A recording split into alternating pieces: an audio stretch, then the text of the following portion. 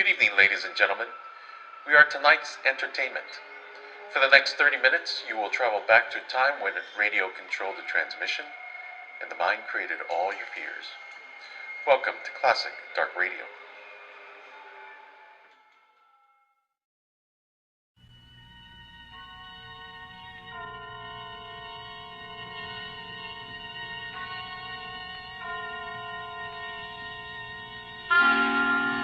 Suspense.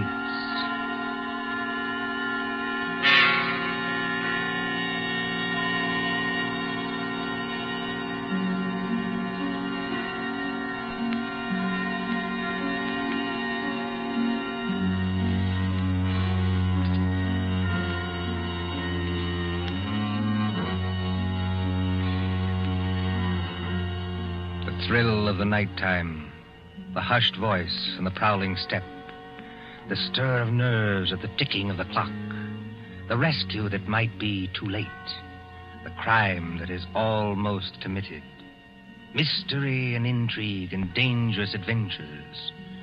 We invite you to enjoy stories that keep you in suspense.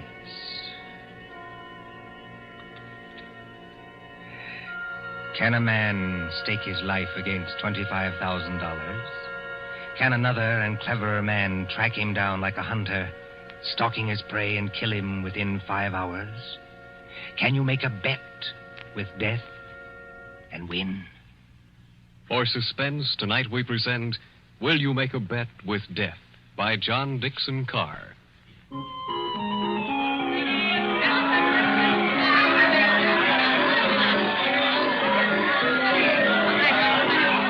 Coney Island on a summer day.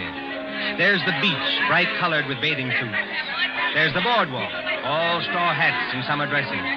There's the Ferris wheel and the roller coasters. There is all humanity eating hot dogs and having a good time. And over there, beyond that souvenir shop, is the haunted mill. You get into a little boat. You float through a narrow tunnel into the dark while witches scream. But that fools nobody, does it? There couldn't be any real terror, could there? While the bands are playing and the crowd goes by and... Ladies and gentlemen, a unique attraction. It hurts me to see you stand there and miss this. Only 10 cents, 1 dime, the 10th part of $1 to go through the old haunted mill and get the thrill of your lives. An overstatement, if you ask me. 1 ticket, please. Did you say 1 ticket, lady? That's right, 1 ticket. What's the thrill? Beg pardon, lady? I said, what's the thrill? Lady, the gals who come here with their boyfriends don't have to ask that. 10 cents, please, this way and mind the gate. Thank you. Step right up, ladies and gentlemen. Get your ticket for the old haunted mill, where ghosts will walk and corpses... Give me some tickets. Now, Hurry. just a minute, young fella. I know you want to get into the old haunted mill, but there's plenty of time. How many tickets? I don't know. Better give me 10. 10 tickets. Do you hear that, ladies and gentlemen? Here's a young fella who likes the old haunted mill so much, he buys 10 tickets. Don't call everybody's attention. Listen, I've got a better idea. Whatever boat comes after mine, Yeah? I'll give you an extra $1 to send that boat through empty. Now, what's the matter, son? The cops ain't after you, are they? No. It's nothing like that. Will you do it? Well, money talks, young fellow. Okay, go ahead.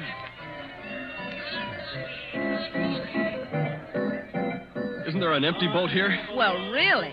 You've got such a great objection to riding in the same boat with me? Oh, I'm sorry. I didn't mean that at all. Don't misunderstand. Then you'd better get in if you want to go. This boat's starting to move. Yeah, I better sit down. You certainly had. Look here, I want to apologize. That's quite unnecessary. This place is rather childish anyway, isn't it? Yes, isn't it?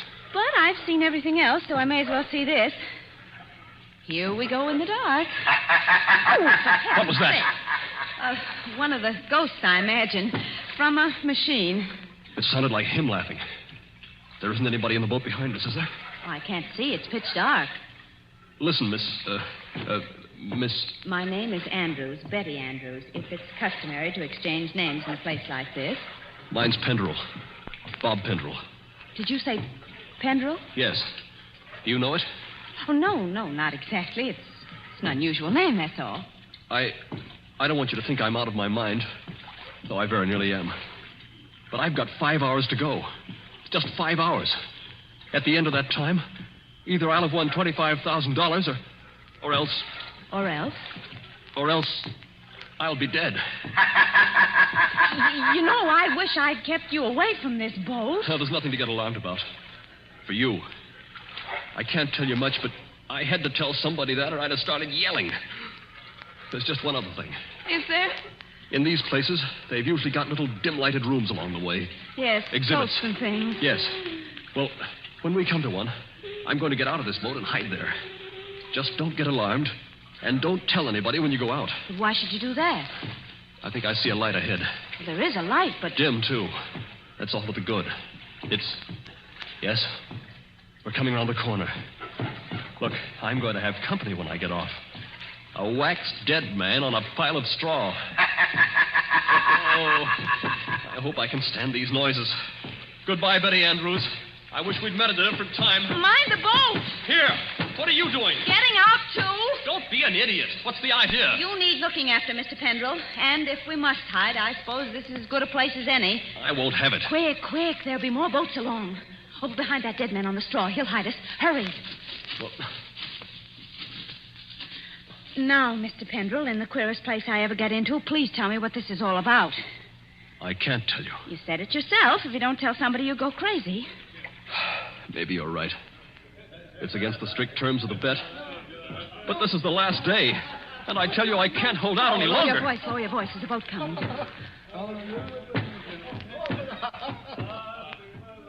I wonder if you ever heard of my stepfather, John Destry. Yes? I imagine everybody has. He's a millionaire, and I'm not. I'm just a chemist, an analytical chemist. Not very successful. So if I'd had time, if I'd had money, I might have worked out a process that would have... Well, I think it would have helped in the war. But he's got money. Yes, he's got money.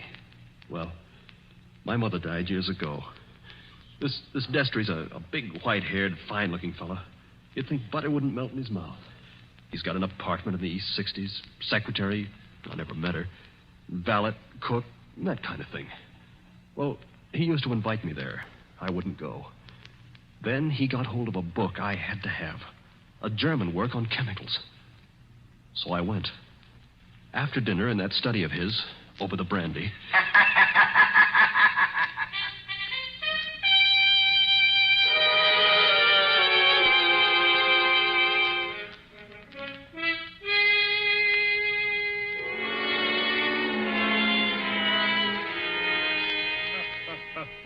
Oh, my dear Robert, you're quite welcome to the book. Don't mention it. Oh, what do you think of this brandy, by the way? It's excellent, thanks. Yes, I thought you'd like it. And now that we're all relaxed, comfortable after dinner, tell me something. Yes, Mr. Destry? You hate me, don't you? Frankly, I do. And always have. Good. Then you'll be relieved to hear I've always felt the same about you. But tell me something else. Did you ever know me to break my word? No, I never did. I'll give you that. I asked you, Robert, because I want to make a little bet with you. That is, if you have the nerve, which I doubt. Well, I'm afraid I can't afford to make bets. You were always careless with money, Robert. Well, I've been thrifty. I saw that when your mother was alive. But you can afford to make this bet. Look here, in my desk. Well? $25,000, Robert. $25,000 in 5 $100 bills. And what would I have to bet against that? Your life. What? My life? There's the money in the drawer. Look at it. What wouldn't you give for that money? What wouldn't you give to have it for this precious work of yours that you're so fond of and that you've failed in miserably? So far I've failed, yes. Oh, I've had a fairly good life as lives go. My heart isn't as good as it might be, but the doctors say I'll last a little while yet. But before I go, there's one pleasure, one little exquisite thrill for me to experience. I want to commit a murder. Yes, I said a murder. My bet is that I can kill you within 6 months, and that you can't stop me. And that I'll never be punished for it. What do you say? Yes or no? I believe you mean that. Of course I mean it. And just how would you propose to kill me? Ah, that would be telling. You know, if I had time to think this thing over... There's no thinking it over. Now. Yes or no? Yes. You must need the money badly, Robert. I do need it. But oddly enough, Mr. Destry, that isn't why I'm doing this. No? No. I want to show you can't play the Lord Almighty and get away with it. Are you challenging me? Yes. You don't think I can do it? I know you can't. We mustn't get excited, Robert. There will be conditions to the bet, you understand? What conditions? First of all, you'll never mention this matter to anyone. All right. That seems fair enough. You'll remain within the city limits of New York for 6 months. You'll spend at least 1 hour of every day walking the open streets alone. All right. You'll spend at least 1 hour every evening in your own room, alone. I may come to see you, or I may not. Trying to scare me already, are you? Finally, you'll write out a little note and give it to me. There's pen and paper on the desk in front of you. Write it now. Let's hear what I have to write before I do anything like that. You will write, I am a failure. You can't stop harping on that, can you? I am a failure, and this was the only way out. I wouldn't have done it otherwise. A suicide note? Yes. I intend to use it when I, operate. And if I won't write it? Ooh, then there's no bet. All right, I'll do it. It's now, let's see, 9 o'clock on the night of January the 10th. If you're alive and not in a madhouse... Does that go into the bargain, too? Yes.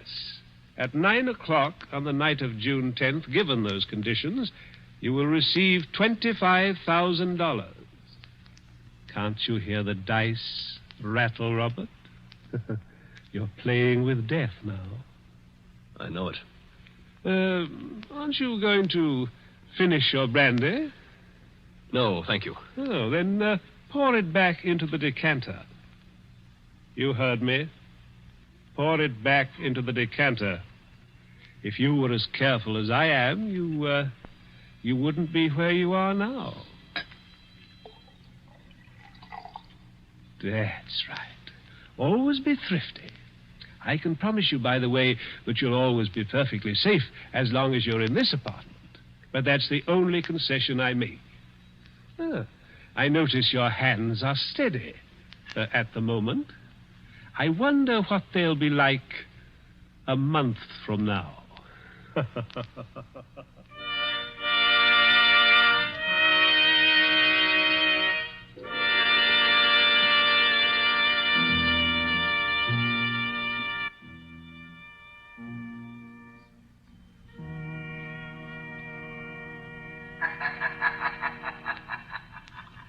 So you were fool enough to make a bet with John Destry.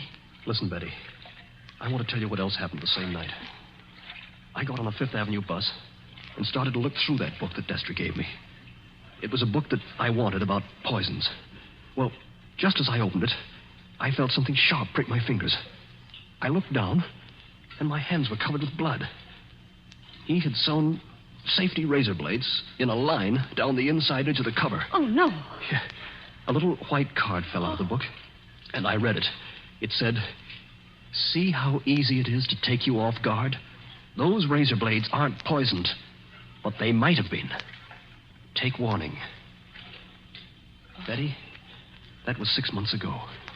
6 months less 5 hours of careful, refined torture. And now, I've got only 5 hours to go. What's he done in the meantime? Nothing. Nothing. I don't understand. Nothing at all. That's the cleverness of it. He's left me waiting. Expecting something. Expecting it every hour of the day or night. Once at the laboratory where I work, I opened a box that I thought was from a chemical supply house. And a Mexican tarantula, one of those furry spiders about as big as your fist, no. ran out across my hand. Oh. It was a toy tarantula. He enclosed a card asking whether I didn't admire it. Bob, this can't go on. I used to think I didn't have a nerve in my body. I could hold a test tube at arm's length absolutely steady for minutes at a time. Now look at me. Don't, please, don't. But the waiting's almost over now. Walking the streets, wondering who's behind you. Sitting alone at night, listening for every step on the stair. He's got very little time left now, and he's got to do something. The question is, what's he going to do?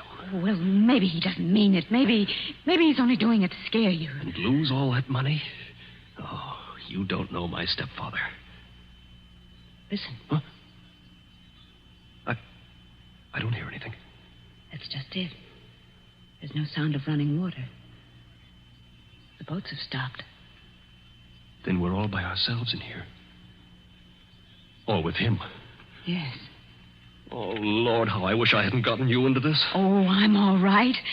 Or at least I think I am.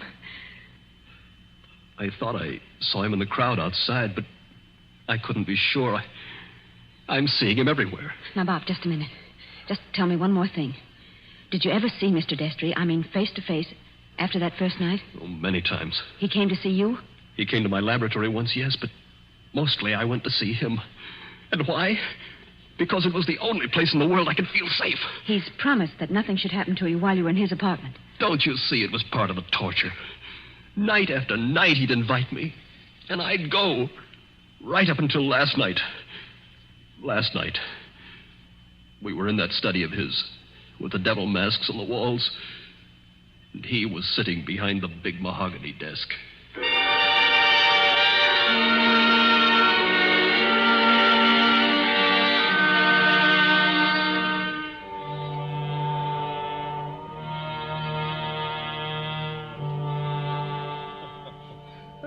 My dear Robert, I'm pleased and even touched to have you here on the last night before you... Why don't you say die and get it over with? Oh, well, let's not say die. No? The clergy contend that we never die. We only change. No. Now, let that be a consolation for you. Must you be going so early? There's that 1 hour at home rule to our bet, if you remember. I remember. You're keeping to the rule. Yes, and I mean to beat you at this if it's the last thing I ever do. The last thing I ever do. That's an unfortunate choice of phrase, Robert. My boy, you haven't a chance. Something's going to happen to you within the next 24 hours when you least expect it. Will you answer me one question? If I choose. Have you decided how you mean to kill me? I decided that 6 months ago. And you still think you can get away with it? It's a method which has never been known to fail. I give you my word of honor on that. Is it sudden? Yes, and no. Wouldn't you like to know what it is? Good night, Mr. Destry. I think I'd better be leaving. No, my dear boy, you mustn't go yet. Sit down. Pour yourself a glass of brandy. No, thanks. Then perhaps you wouldn't mind pouring me a little. My doctor allows brandy, though I'm forbidden spirits. I notice your hands are shaking quite a good deal. They weren't like that 6 months ago, were they? No. You were full of confidence then. Oh. And it grieves me to see you waste tobacco by lighting a cigarette and putting it out immediately. Oh, it's no use lying to you. But I'm going to beat you just the same. You wouldn't like to back out now? After what I've been through? You'd still have your life. I'll keep it, thanks. That's very unwise of you, Robert. Still, you must decide. Oh, I was expecting my secretary a little later to dictate some letters. But now, I think I'll leave her a message that I've gone to bed and turn in myself. Tomorrow is likely to prove an interesting day for both of us. Here's your hat, here's your briefcase, and let me wish you a fond, peaceful, and happy good night.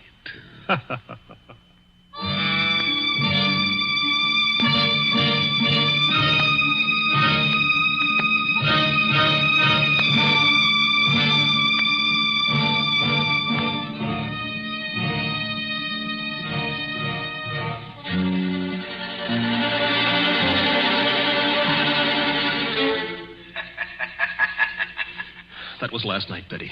I said I had 5 hours to go. It's less than 4 hours now. If I can keep away from the old devil until 9 o'clock. I wish those boats would start running again. Why? Because it's almost as spooky in here as a real old mill. I know. Even that wax dummy on the straw. Any minute now. You're expecting to see him move? So am I. Now, don't stand up. It doesn't matter. If the boats aren't running, we can hear anybody who comes along. I hope so. Do you think Destry's got in? Bobby can't have got in. He can't even be here. Why not? Because Mr. Destry told me... Mr. Destry told you. I'm his secretary. You know, Betty Andrews, I'm sorry it was you who did this. Did what? You can't guess, can you? Oh, Bob, I didn't come here to trap you or spy on you. If that's what you're thinking, I swear I didn't. No. You only got me to tell you the whole story and lose my bet. I haven't heard a single word you said. Bob, please believe that. He didn't send you here, of course. No. And of course you never saw me at his apartment last night. No, I swear I didn't. I got there late. He'd gone to bed. I didn't even take off my hat or gloves before I left again. Don't you understand, Bob? I hate him, too. I want to see you beat him. You've got to beat him. You mean that? Look at me and see if I mean it. Betty, I almost believe you. You must believe me. And Anything else? we better hide behind that dead man. Hurry. Those boats have started up again. I wish I could tell you, Betty, what that means to me. Come on, hurry. Wait a minute, you two. What? Stay just where you are. Where's that voice coming from? Along the tunnel, I think. But it's not Destry's voice. No, it's a man standing up in a boat. He's coming around the corner. I can see him now. Hurry. The old haunted mill, eh? My golly, if this ain't some place to make a pinch, I never heard of one. What do you mean? Make a pinch? Just what I said. Your name, Robert Pendrell? Yes. Who are you and what do you want? Police headquarters. You're to come along with me. I want to see you over in New York. About what? I wouldn't know, lady, but it might be about the murder of John Destry. Oh, no. Did you say the murder of John Destry? That's right.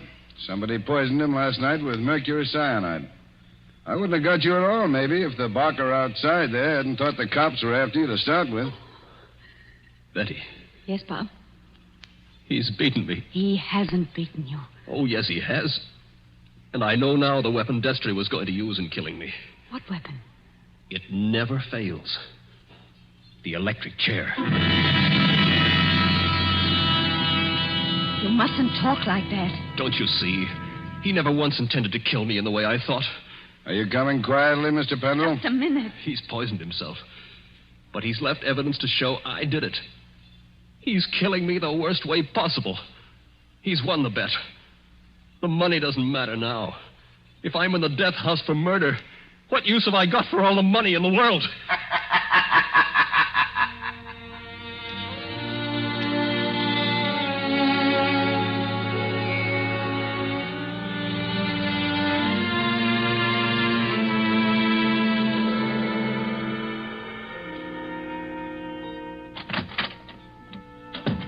Pendrell, let me introduce myself. My name's Mullen, Inspector Mullen. It's a pleasure to meet you, Inspector. It's a pleasure to be safe again. I've had you brought here to my office for a little quiet talk. You're in a jam, son, and I want you to realize how bad it is. You think I don't realize it? John Destry was poisoned with mercury cyanide administered in a glass of brandy. And only my fingerprints were on the glass besides his own. I can guess. Mr. Destry's body was found this morning lying behind the desk in the study. There was an empty glass with traces of brandy and cyanide. Now, we haven't had the full autopsy report, but the smell of that stuff is pretty distinctive. They tell me you're a chemist, Mr. Pendrell. That's right. The boys find that 8 grains of mercury cyanide are missing from your laboratory. Where he visited me a month ago. And in your briefcase, which you took away from his apartment last night... He handed it to me. I remember. We found over $1,000 in cash. Now, take a look at this note. Huh? Did you ever see it before? Well, yes. I wrote it. You admit that? Yes. It says, I was a failure, and this was the only way out. I wouldn't have done it otherwise. Where did you find it? Torn up in little bits. You started to write a confession, and then you couldn't face the consequences. But you shouldn't have left the pieces behind. You're infinite, my boy. Unless... Unless what? Now, if you'd like to confess here and now, and maybe we did a little deal about second-degree murder, Oh, why... Inspector, why bother to string me along? What do you mean, string you along? There's no second-degree murder on a poison charge. It's the death house or nothing. He saw to that. It's too bad you had to go and kill him, son. Didn't you know he had an aneurysm? A what? Fatal heart disease. He said that he had heart trouble, but... Heart trouble. His doctor says he couldn't have lived 8 or 10 months anyway. And you might have got something in the will. So that's why he did it. Did what? Killed himself. You still stick to that crazy story you told the boy? He's going to kill me, isn't he? With 3,000 volts of electricity. Inspector Mullen. What are you doing here, Sergeant? Didn't I say I wasn't to be disturbed? All the same, Inspector, I thought I'd better do it. There's a young lady here, a Miss Betty Andrews. I think you'd better see her. I'll see her when I'm good and ready. And I think you'd better see her, Inspector. We've just heard from Mr. Destry's lawyer. Well? He said that young fellow there, Mr. Pendrell, inherits $25,000 in Mr. Destry's new will. Did you hear that, son? Do you see what you'd have gotten if you hadn't gone and killed him? He was keeping his promise, that's all. And a fine lot of good it'll do me now. But look, Inspector, I've just talked to the medical examiner, and he says there's no poison in Mr. Destry's body. Say that again? There's no poison in the old man's body. Somebody's kidding you. An empty glass with the smell of mercury cyanide and a dead man with a congested face behind the mask? What did kill him then? Well, if you'd like to listen to Miss Andrews, Inspector, she's right here now. I think you'd better listen, Inspector. I've been trying to tell you all afternoon. Go ahead, Miss Andrews. I've been over and over it. But until they got the medical report, nobody would listen. Can you tell us what killed John Destry? Yes. Poison killed him. But the sergeant's just been saying there was no poison in the body. Inspector, will you listen? I was at Mr. Destry's apartment late last night. Well, so what? You didn't kill him, did you? The servant said he'd gone to bed. So I looked into the study to see if there were any instructions. Was Mr. Destry dead then? I don't know. I couldn't see his body because it was hidden behind the desk. I didn't even learn he was dead until late this afternoon. But I did see a full glass of brandy. A full glass, did you say? Yes. So I picked up the glass and poured the brandy back into the decanter. That's what he always made us do. And I didn't leave any fingerprints because I was still wearing my gloves. And that was the same glass you later found empty. But you still are not telling us what was the poison that killed John Destry. It was the poison in his own system. He worked out this plot to convict Bob Pendrell. Only just as he stretched out his hand to drink the cyanide... Inspector, I think I see it. It was his last great hour. He couldn't resist such gloating as he'd never known before. That's it. His heart wouldn't stand it, and he fell dead behind the desk. And I think, if you study the expression on his face, you'll find he died laughing.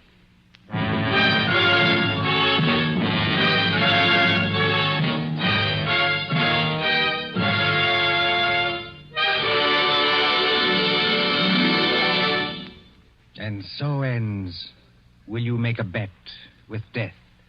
Tonight's story of Suspense. The part of Bob Pendrell was played by Michael Fitzmaurice. Betty was played by Leslie Woods. John Destry was played by Nicholas Joy. And in supporting roles were Ted DeCorsia and Charles Slattery. Again next Tuesday at 9:30 p.m. Eastern Wartime. A story dedicated to the thrill of the nighttime, the hushed voice, and the prowling step. Another adventure in suspense. William Spear, the producer, Mark Slobe, the director in the absence of John Dietz, and John Dixon Carr, the author, are collaborators on Suspense.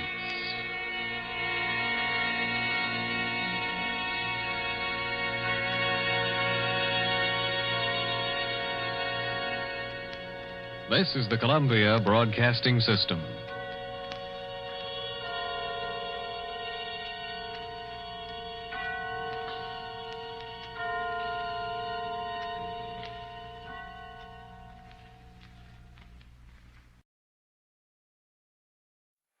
Thank you for joining us. I hope you enjoyed tonight's entertainment. Now, I caution you to subscribe before it's too late, before this broadcast ends, before we